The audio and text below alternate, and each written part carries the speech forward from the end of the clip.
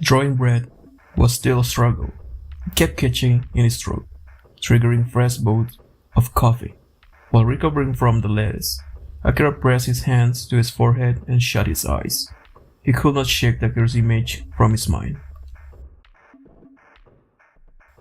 Those eyes, filled with terror and hate, the way he clutched at his neck, as if fighting some unimaginable pain.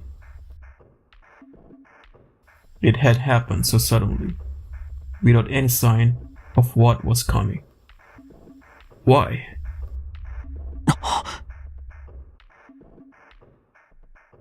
Then he remembered why it had seemed so familiar. The silver-haired man who had attacked him on the street.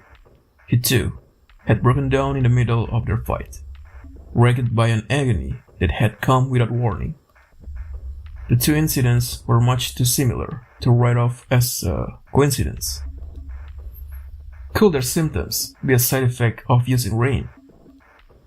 There was no question that Takeru had been using. He'd admitted as much, and though the silver-haired man had not done the same, his eyes had possessed the same clouded look. A reaction to rain. It made sense. There was no telling what havoc a drug like that might wreak on your body. Rain? Then, but was that all? For some reason, Akira felt like he was overlooking something, though he couldn't put his finger on what. He let out a small breath and rose to his feet, or thinking would get him anywhere. As his head cooled, sensation returned to his numb body. His joints felt like they were on fire. The blood from his bitten lip had crossed it, so he wet it a bit with his tongue before wiping it with the back of his hand. His arms, in particular, were bruised and swollen from Takeru's pummeling. Even the lightest touch brought stinging pain.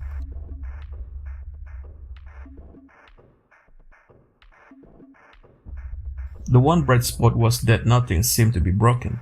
After confirming that his arms still worked, Akira pushed himself away from the wall and started walking. He barely made it one step. However, before a tingle at the base of his skull stopped him cold, someone was nearby. Stealing his breath, he pressed his back to the wall and waited. He was exhausted from his encounter with Takeru. Another fight was the last thing he needed. But if the other person had noticed him, he might not have a choice. With his senses fixed firmly on the approaching presence, Akira eased his knife from its sheath.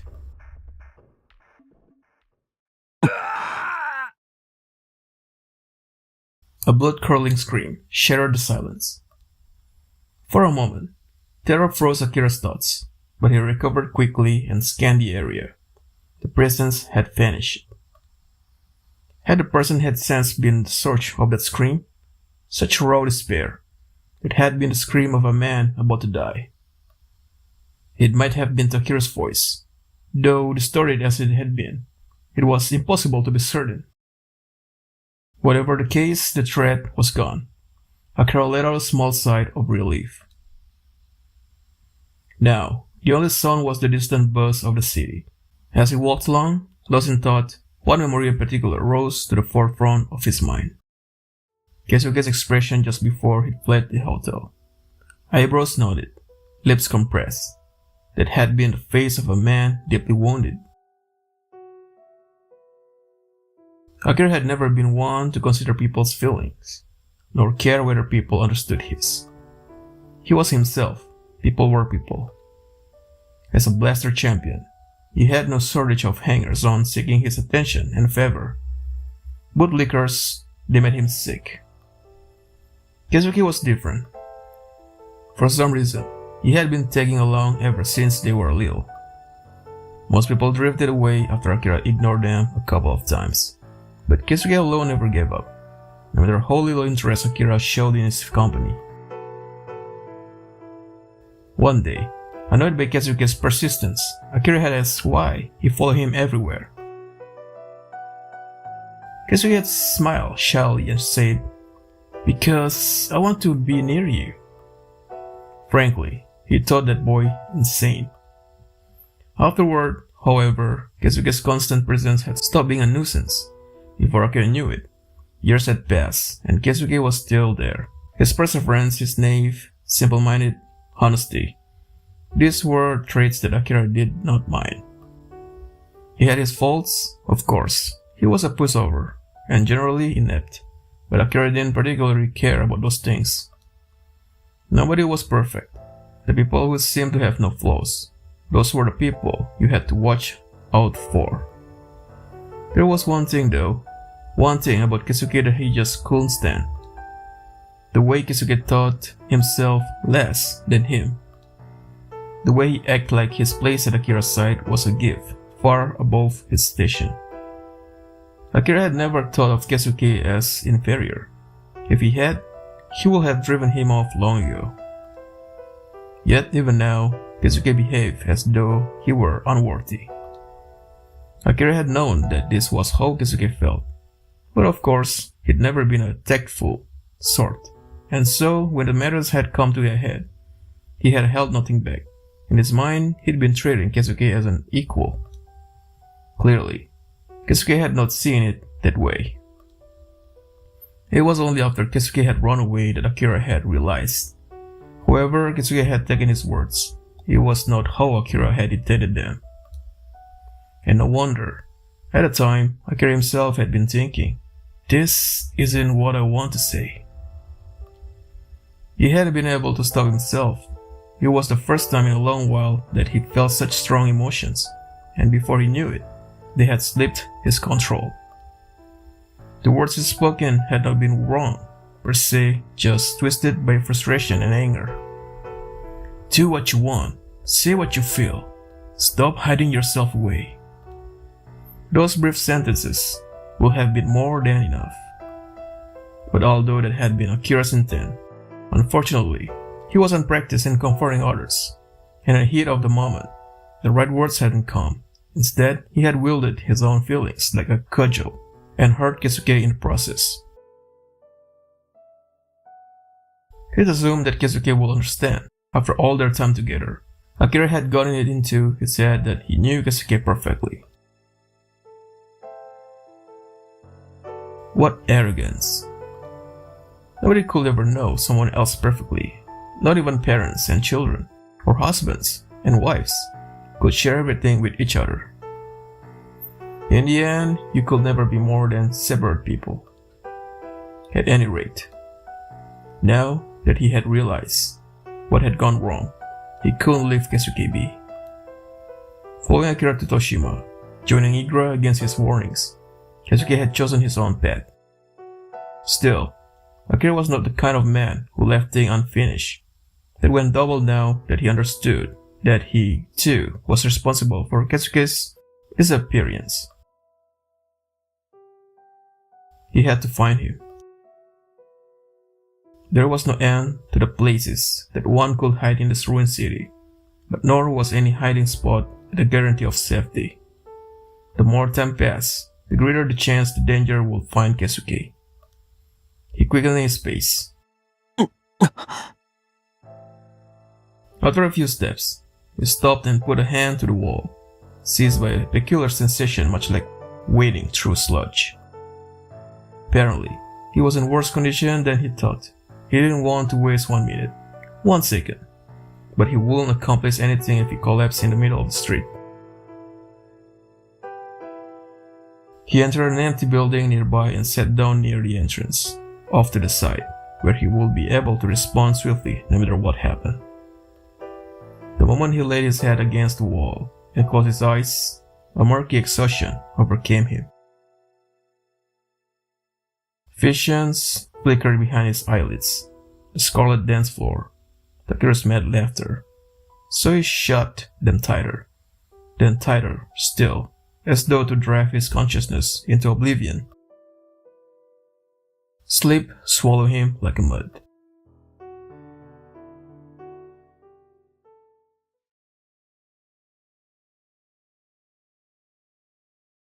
He didn't know how long he had slept.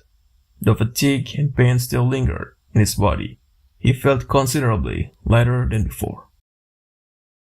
He extracted his phone, which he was using in place of a clock, from his jacket pocket and checked its screen. It was close to sundown, and the area was already dark. Despite the fact that Emma had yet to contact him, and he had not once used the device as intended, it was still fairly convenient to have. Akira went outside, planning to head for the hotel. It was the only neutral zone he knew of, now that the club was gone. What had become of Akira since then? Was he still looking for Akira, or why did he care what happened to the man? If he ran into Akira again, he would be lucky to escape with his life. And yet, the fact was that Akira didn't want Akira dead. He didn't really understand why he felt that way. Perhaps it was because he had caught a glimpse of something inside Takeru, some seething passion that set him apart from the other Igra fighters. But there were more pressing matters. From Akira's current location, the fastest way to the hotel was probably to head back through the nightlight district, so he took off looping down the dim alleyways. As he neared the club, he spotted people standing in the street. Judging by their skulls, they were regulars who had arrived to find their favorite spot was closed, permanently. Several appearing past the open door that led to the basement entrance. The scent of iron brushed his nose. He sped up, hoping to shake the memory of the deep red tableau. どうだったよ。中入ったんだろ。どんな感じだった。いや、もうすっげえありさまだったよ。ああいうのを地獄絵図っつうのかもな。匂いもすんげえのたまんねってほんと。ここ結構良かったんだけどな。ラインも他のとこよりちょい安く手に入ったしよ。そうそう。でももう無理だろうな。ありゃいくら掃除したって取れねえよ。天井にまで飛び散ってんだぜ、血が。そうなの。どうせなら生きがってた目障りな野郎とかがついでに死んじゃっててくれると嬉しいんだけど。でもそういや、こっから血まみれの男が出てきてふらふらさまよってたって話は聞いた気がすんな。死に損ないじゃねえの。Akira slowed and bent his ear. Two men were talking. One in a blue t-shirt, one in black. The blood-covered man they spoke of. Takeru? Maybe he was still nearby. Distracted by his thoughts, he failed to notice the duo turning to walk past him. His shoulder bumped against the man in the blue shirt. 何ボケーっと突っ立ってんだよ。The man cocked his head and drew his brows together. classic street punk glare. 悪い。待てよ。 The man grabbed Akira's shoulder before he could walk away. Akira turned his head to regard the man coldly. These two meant nothing to him, and he had places to be. Their faces darkened. They had picked up on his lack of regard. Not that he tried to hide it. なんだよその態度。悪いじゃ済まされねえんだ。なんとか言えってんだよ。 The man spun Akira and grabbed him by the shirt collar, then froze and let out a low whistle. His eyes were glued to the tag around Akira's neck. おい、こいつジャック持ってやがる。マジでやっちまえば。こないだやったやつもキング持ってやがってよ。2回連続で当たるなんてラッキーだな。The man holding Akira's shirt cracked his knuckles with a predatory smile. Both men were wearing tags, igra fighters, obviously, and probably the sort of who joined for the chance to kill. They seemed fairly confident in their strength as well. 話せよ。あ？ The man put on a mocking smile. よく聞こえなかったな。話せって言ったんだ。By the time the words had left his lips, his knife was already out of its sheath. With one smooth motion, he traced a bright arc in the air before his eyes. お？ A faint red line appeared on the man's cheek. He still had no idea what had happened. Meanwhile, Akira slipped his grip and stepped back, then pointed to his own cheek to keep the man in the loop. 切れてるぞ。てめえ！ The instant the man touched the wound on his cheek, it went bright red and erupted in anger. He yanked the switchblade from his back pocket and opened the blade with a click. In contrast, Akira's head was perfectly cool. He felt nothing. It was like being back in Blaster. 来るならさっさと来いよ。この野郎、一瞬で蹴りつけてやる。 At some point, a circle of spectators had formed around them. From time to time, they burst out cheering. Knife at ready, the man dropped into a loose stance, eyes nailed to Akira, and began circling for an opening. The man took the initiative, dancing on the balls of his feet like a boxer, closed the range quickly and slashed at Akira's neck. Akira dodged his slash and answered with one of his own, a probing strike designed to take his opponent's measure. The crowd roared his approval, but Akira paid it no mind, though he had meant for this to happen. The fact was that he was now in an igra match. He felt confident of victory. He might be using a blade in the place of his fist, but other than that, he was the same as Blaster. His opponent's wings were wide, but surprisingly accurate. He was quick to recover even when he lost the tempo. Akira dodged nimbly left and right to avoid the fierce slashes aimed at his throat, all the while watching for a chance that was certain to come. くそ、ひょこひょこ避けてんじゃねえや。お前が遅いんだろ。だと？ His enemy's attacks were growing sloppier. Anger and impatience had a way of doing that, and this guy didn't look like the patient type. If Akira could just rile him up a little more. A thrust came. At the precise moment, Akira dropped his hips and lunged, breaking his blade along the man's arm. The man flinched, then bristled with rage, but his lips twisted into a grin when he realized that Akira was now too close to evade. 死ね！ He unleashed a mighty downward blow, as if to split Akira's skull wide open. Akira pivoted, translating the rotation of his hips into a powerful overhead parry. Sharp clang filled the air, and the knife flew from his enemy's hand.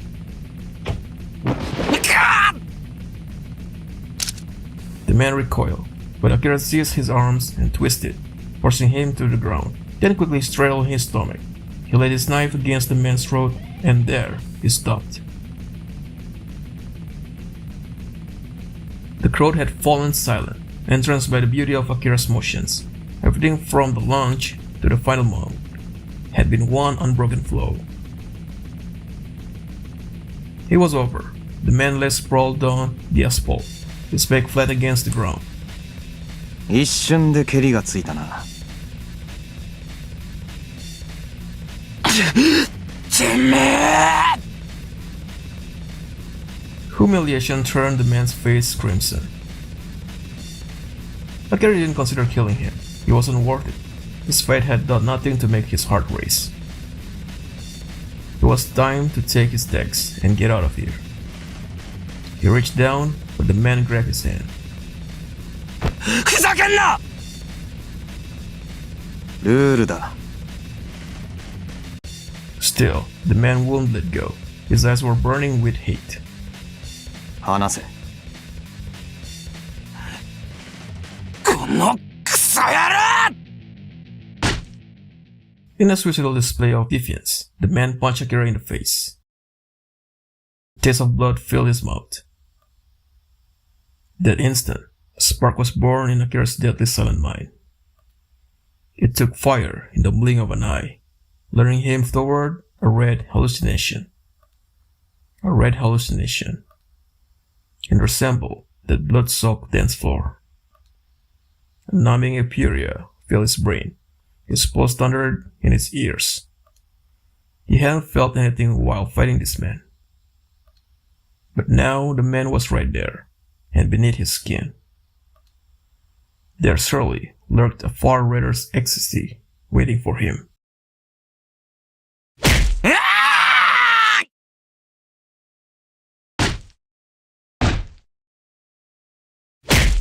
Before he knew it, Akira had flung his knife aside and was bashing the man's face with bloodied fists. It felt as if he were watching himself from someplace very far away.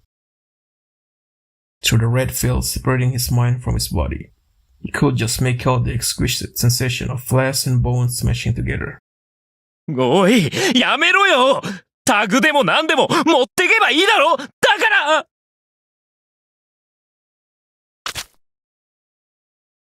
It was a glob of blood splattering against his cheek that finally brought Akira back to himself.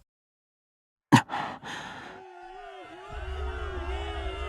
that moment, the crowd's cheers and boos and heckling rushed into his ears as one giant wave. It was uncomfortably hot. He wiped the blood off his cheek, picked up his knife, and tore the tag away from the man's chest.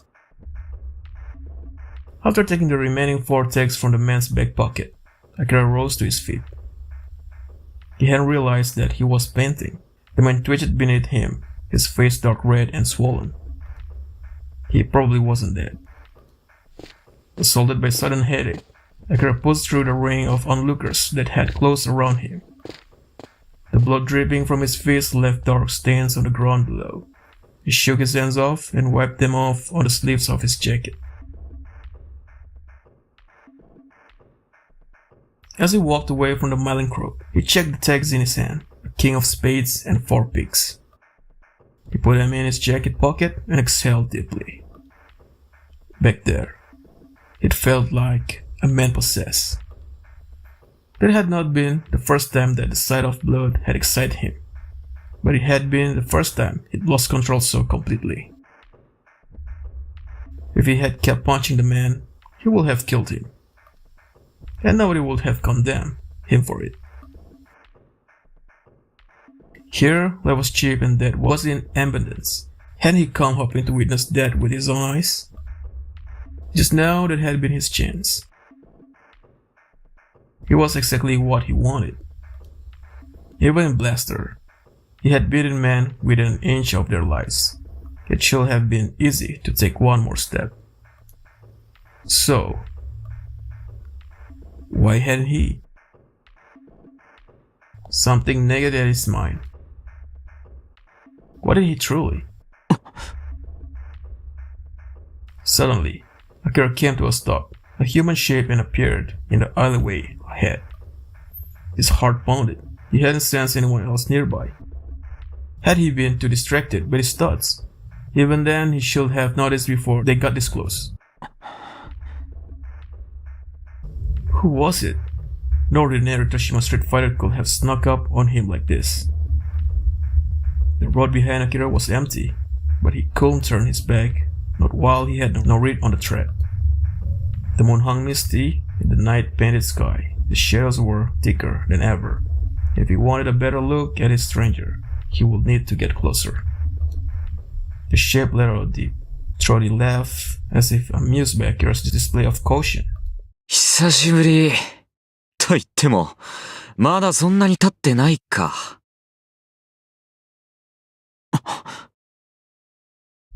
He couldn't believe his ears. The ship walked forward slowly until at last he emerged into the faint moonlight.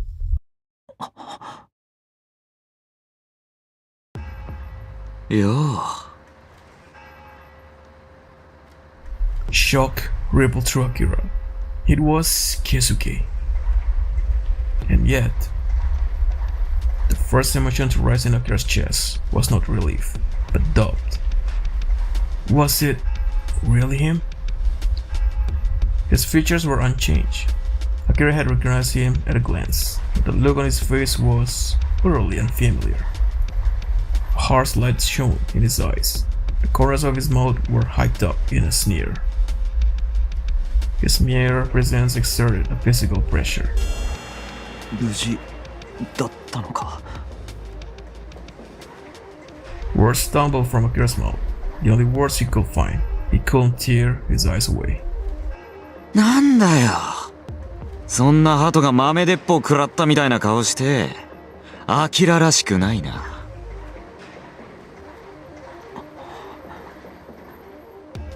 Keisuke had never spoken this way before. He really had changed. It was like talking to a stranger who had borrowed Keisuke's form. 俺を探した？アキラ。俺はさ、すっごく会いたかったよ。アキラに。Keisuke sauntered toward him, a faint smile playing about his mouth. Akira retreated a step. なんだよ、逃げるなよ。俺を探してたんじゃないのか？それとも、俺のことなんてどうでもよかった。やっぱり。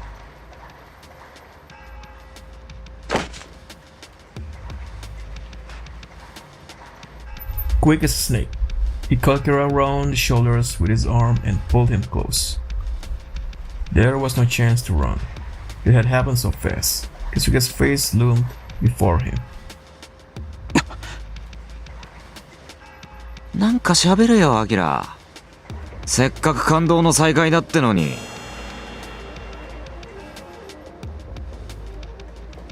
What he saw in the depths of Keisuke's eyes left Akira aghast. They bore no trace of the Keisuke he had known. Instead, they blazed with a dark and vivid hatred. He instinctively tried to turn his face away, but Keisuke grabbed him by the chin. こっち向けよ。怯えてるの？アキラ。Keisuke cocked his head and smiled, as if consoling a child. 俺、アキラのそんな顔初めて見たよ。怯えた顔。There was a strange tone of innocence on Keisuke's voice. While kneading Akira's jaw tenderly with his fingers, he continued in a low whisper. 俺はさ、何も変わってないよ。なんにも。ただ、ほんの少しだけ自分を楽にしてやった。それだけだよ。自分を楽に？そう。Keisuke nodded cheerfully. A moment later, he frowned and touched his fingers to Akira's lip. これどうしたんだよ。唇が切れてる。かわいそうに。自分を楽にしたってどういうことだ？ Unnerved by the condescension in Keisuke's voice, Akira pressed him for an answer. アキラさ、見てくれた？ Keisuke answered with a thin, bloodless smile. クラブ。クラブ？ Without thinking, his eyes went to Keisuke's. 記念すべき俺の初舞台。俺がさ、やったんだよ。全部。It took him a while to understand. The words resonate without meaning at first, and he had to digest them one at a time. But as he chewed them over, their import became clear, and a chill ran down his spine. It couldn't be. お前が見てくれたんだ。The gruesome spectacle of the club was still fresh in his mind. He had assumed it Takira's work, but no, Takira's presence there had been coincidence, or else because he had been tailing Akira. The one truly responsible for that massacre was... He couldn't believe it. どうしてあんなこと。どうしても何もない。俺の初舞台だって言っただろ。やりたいからやった。それだけだよ。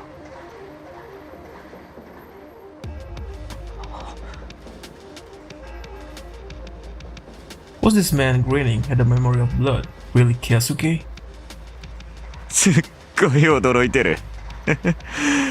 かわいいな、アキラは。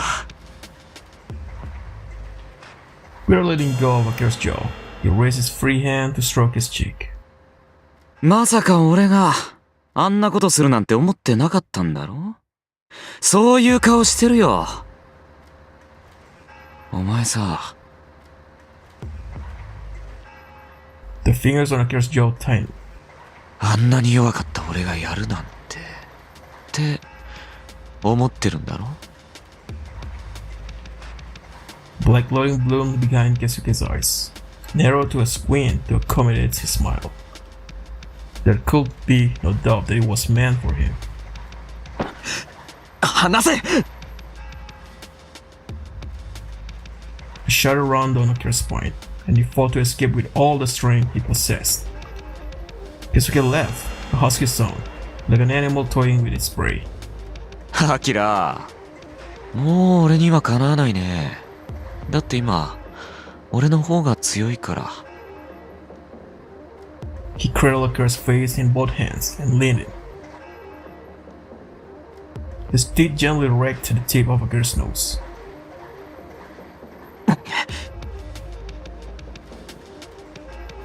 Overwhelmed by a dizzying surge of panic, Akira squeezed his eyes firmly shut.